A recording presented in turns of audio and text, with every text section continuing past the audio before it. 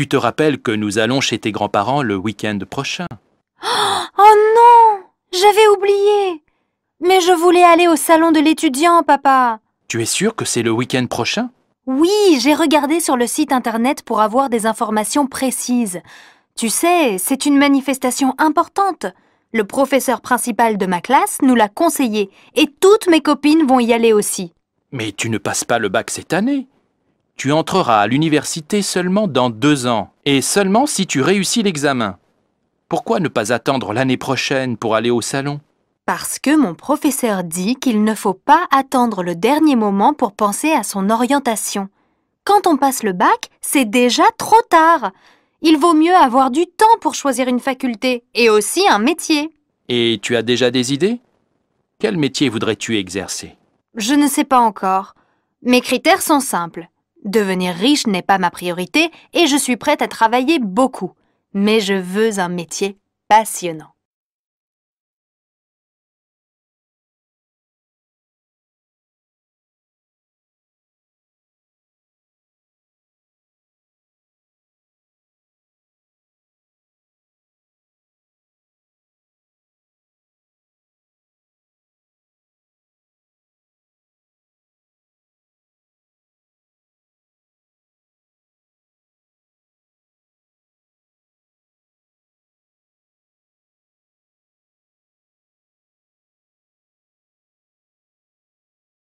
Tu te rappelles que nous allons chez tes grands-parents le week-end prochain? Oh non! J'avais oublié! Mais je voulais aller au salon de l'étudiant, papa. Tu es sûr que c'est le week-end prochain? Oui, j'ai regardé sur le site internet pour avoir des informations précises. Tu sais, c'est une manifestation importante. Le professeur principal de ma classe nous l'a conseillé et toutes mes copines vont y aller aussi. Mais tu ne passes pas le bac cette année. Tu entreras à l'université seulement dans 2 ans, et seulement si tu réussis l'examen. Pourquoi ne pas attendre l'année prochaine pour aller au salon? Parce que mon professeur dit qu'il ne faut pas attendre le dernier moment pour penser à son orientation. Quand on passe le bac, c'est déjà trop tard. Il vaut mieux avoir du temps pour choisir une faculté et aussi un métier. Et tu as déjà des idées? Quel métier voudrais-tu exercer? Je ne sais pas encore. Mes critères sont simples. Devenir riche n'est pas ma priorité et je suis prête à travailler beaucoup. Mais je veux un métier passionnant.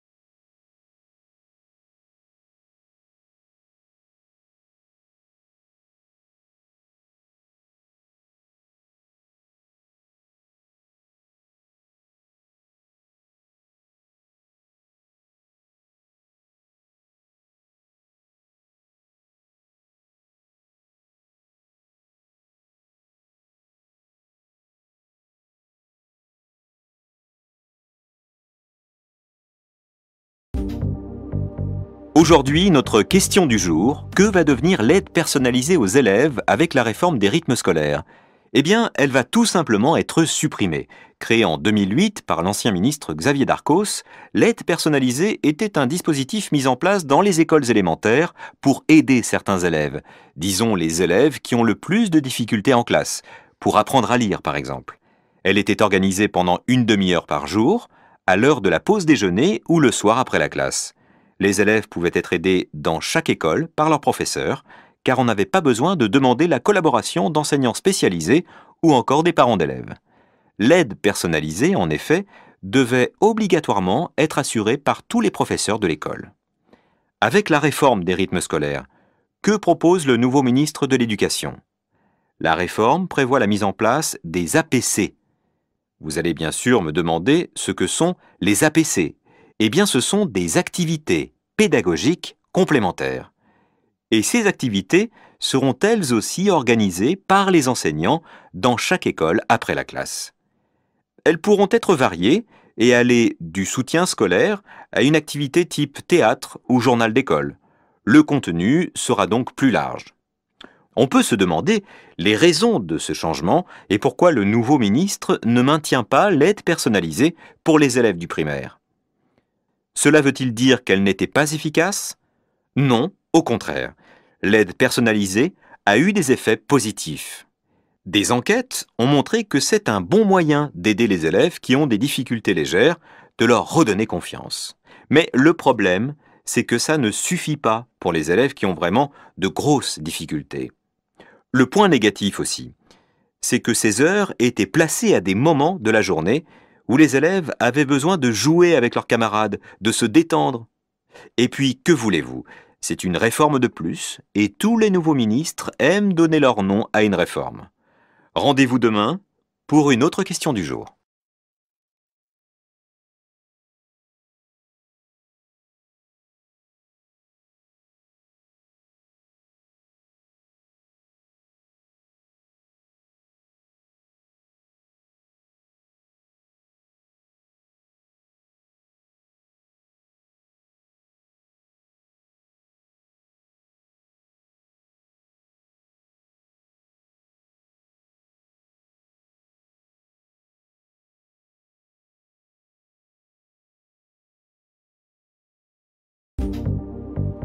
Aujourd'hui, notre question du jour, que va devenir l'aide personnalisée aux élèves avec la réforme des rythmes scolaires?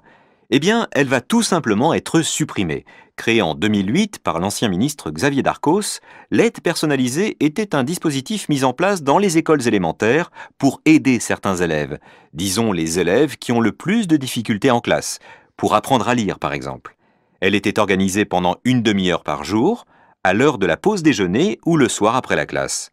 Les élèves pouvaient être aidés dans chaque école par leurs professeurs, car on n'avait pas besoin de demander la collaboration d'enseignants spécialisés ou encore des parents d'élèves. L'aide personnalisée, en effet, devait obligatoirement être assurée par tous les professeurs de l'école. Avec la réforme des rythmes scolaires, que propose le nouveau ministre de l'Éducation? La réforme prévoit la mise en place des APC. Vous allez bien sûr me demander ce que sont les APC. Eh bien, ce sont des activités pédagogiques complémentaires. Et ces activités seront elles aussi organisées par les enseignants dans chaque école après la classe. Elles pourront être variées et aller du soutien scolaire à une activité type théâtre ou journal d'école. Le contenu sera donc plus large. On peut se demander les raisons de ce changement et pourquoi le nouveau ministre ne maintient pas l'aide personnalisée pour les élèves du primaire. Cela veut-il dire qu'elle n'était pas efficace? Non, au contraire. L'aide personnalisée a eu des effets positifs. Des enquêtes ont montré que c'est un bon moyen d'aider les élèves qui ont des difficultés légères, de leur redonner confiance. Mais le problème, c'est que ça ne suffit pas pour les élèves qui ont vraiment de grosses difficultés. Le point négatif aussi, c'est que ces heures étaient placées à des moments de la journée où les élèves avaient besoin de jouer avec leurs camarades, de se détendre. Et puis, que voulez-vous? C'est une réforme de plus, et tous les nouveaux ministres aiment donner leur nom à une réforme. Rendez-vous demain pour une autre question du jour.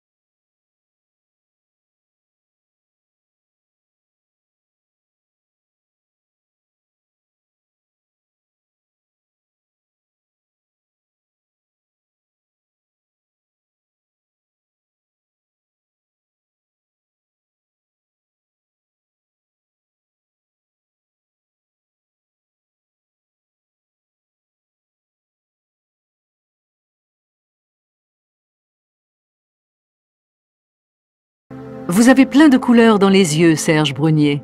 Vous revenez carrément du pôle Nord, là. Pas exactement, Marie-Odile. J'étais à 1000 kilomètres du pôle Nord, dans l'archipel des îles Svalbard. C'est où? Alors, si vous regardez sur une carte, vous avez le Groenland, vous savez. L'Alaska, la Sibérie et tout au nord, vous avez ce territoire norvégien. C'est une région qui touche presque le pôle Nord. Et qu'est-ce que vous faisiez là-bas? En fait, j'étais là-bas pour le tournage d'une série télévisée. C'est un programme qui va faire le tour du monde de tous les grands sites astronomiques, si vous voulez. Donc, on a commencé par le pôle Nord. Qu'est-ce qu'on voit au pôle Nord? Il fait nuit à cette époque, non? Eh bien, oui et non. C'est la fin de la nuit polaire. Comme vous le savez, au pôle Nord, il y a 6 mois de jour et 6 mois de nuit. Nous étions au moment où le premier rayon de soleil apparaît, et c'est vrai, la nuit était encore là presque tout le temps. Qu'est-ce qu'il y a de plus incroyable pour vous dans ce pays? De vraiment particulier? Eh bien, par exemple, le soleil se déplace au ralenti. Alors le crépuscule et l'aube durent très très longtemps. Il est difficile de les distinguer. Le coucher et le lever du soleil durent des heures en fait. Je suppose que les photographes scientifiques sont très contents. Oui, c'est un paradis pour eux. Mais les touristes aussi sont contents. Est-ce qu'il y a des étoiles? Oh oui, il y a des étoiles pratiquement tout le temps. Pour un astronome, c'est un endroit très perturbant. Qu'est-ce que vous avez vu de plus beau là-bas? Le plus beau, c'est les aurores boréales. Nous sommes en pleine période d'activité solaire, et donc toutes les nuits, vous avez des aurores boréales dans le ciel. Il y a même un bulletin météo local qui vous indique quand va avoir lieu la prochaine aurore boréale. Vous êtes là dehors et... Il fait très froid. Il fait moins 25 degrés. Et qu'est-ce que vous voyez? Vous avez une sorte de petit fantôme vert qui apparaît dans le ciel et vous vous dites « Tiens, un nuage !» Et puis, tout d'un coup, ce nuage explose littéralement et ça devient des formes incroyables qui montent dans le ciel. C'est un spectacle à couper le souffle. Et c'est vert? Un vert phosphorescent avec une luminosité vraiment incroyable. C'était la première fois que je voyais une aurore boréale. C'est probablement le plus beau spectacle céleste. Donc vous avez pris de belles images. Oui, bien sûr. Et une des photographies qui est tirée du film sera sur notre site. Donc, rendez-vous sur le site de France Info, chronique du côté des étoiles. Au revoir. Au revoir.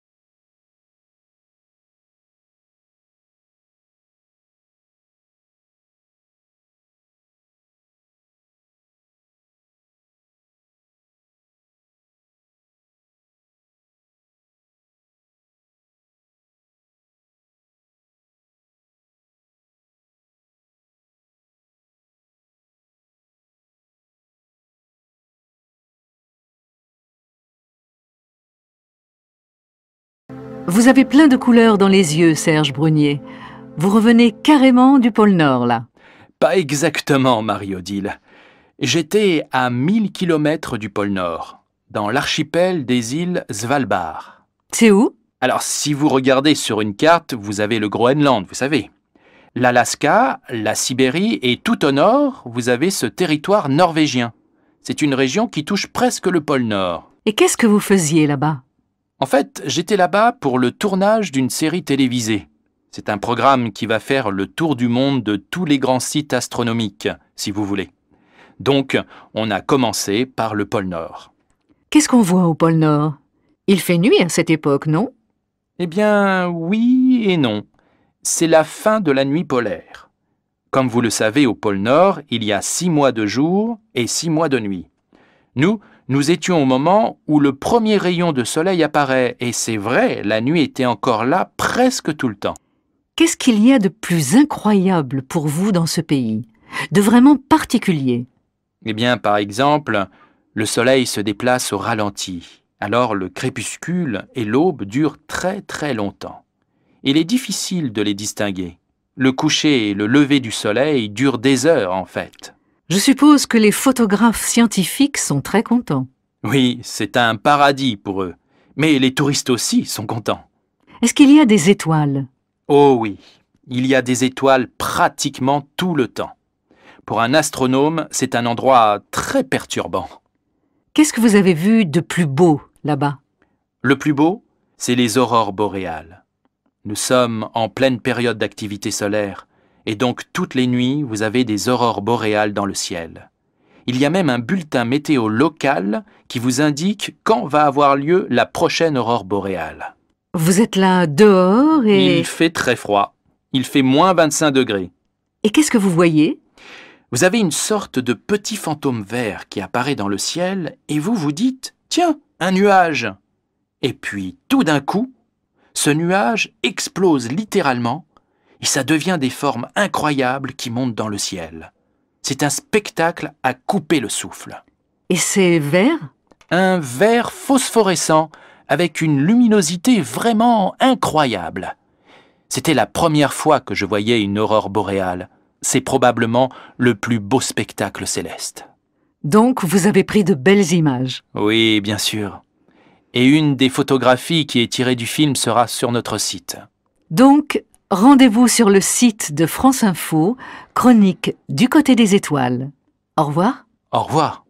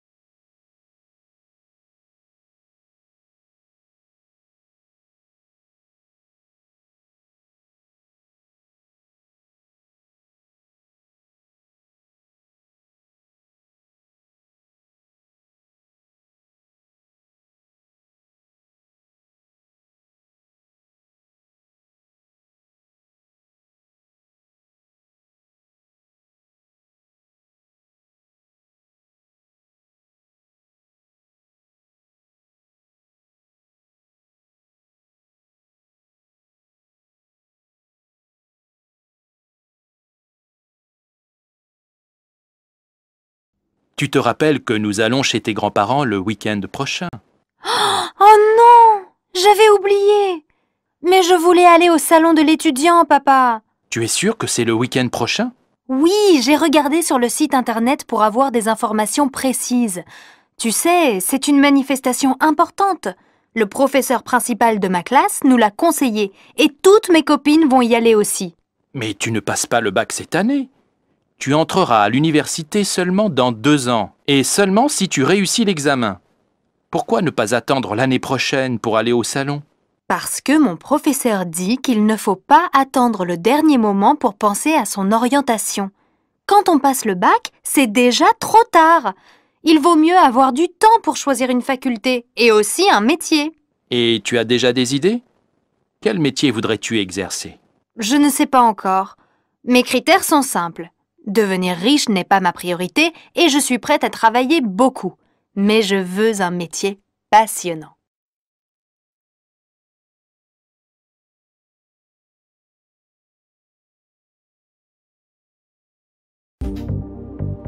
Aujourd'hui, notre question du jour, que va devenir l'aide personnalisée aux élèves avec la réforme des rythmes scolaires? Eh bien, elle va tout simplement être supprimée. Créée en 2008 par l'ancien ministre Xavier Darcos, l'aide personnalisée était un dispositif mis en place dans les écoles élémentaires pour aider certains élèves, disons les élèves qui ont le plus de difficultés en classe, pour apprendre à lire par exemple. Elle était organisée pendant une demi-heure par jour, à l'heure de la pause déjeuner ou le soir après la classe. Les élèves pouvaient être aidés dans chaque école par leurs professeurs, car on n'avait pas besoin de demander la collaboration d'enseignants spécialisés ou encore des parents d'élèves. L'aide personnalisée, en effet, devait obligatoirement être assurée par tous les professeurs de l'école. Avec la réforme des rythmes scolaires, que propose le nouveau ministre de l'Éducation? La réforme prévoit la mise en place des APC. Vous allez bien sûr me demander ce que sont les APC. Eh bien, ce sont des activités pédagogiques complémentaires. Et ces activités seront elles aussi organisées par les enseignants dans chaque école après la classe. Elles pourront être variées et aller du soutien scolaire à une activité type théâtre ou journal d'école. Le contenu sera donc plus large. On peut se demander les raisons de ce changement et pourquoi le nouveau ministre ne maintient pas l'aide personnalisée pour les élèves du primaire. Cela veut-il dire qu'elle n'était pas efficace? Non, au contraire. L'aide personnalisée a eu des effets positifs. Des enquêtes ont montré que c'est un bon moyen d'aider les élèves qui ont des difficultés légères, de leur redonner confiance. Mais le problème, c'est que ça ne suffit pas pour les élèves qui ont vraiment de grosses difficultés. Le point négatif aussi, c'est que ces heures étaient placées à des moments de la journée où les élèves avaient besoin de jouer avec leurs camarades, de se détendre. Et puis, que voulez-vous?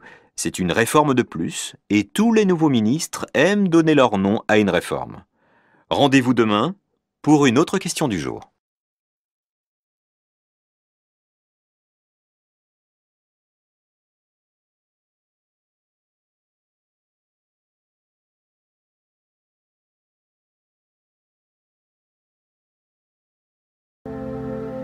Vous avez plein de couleurs dans les yeux, Serge Brunier.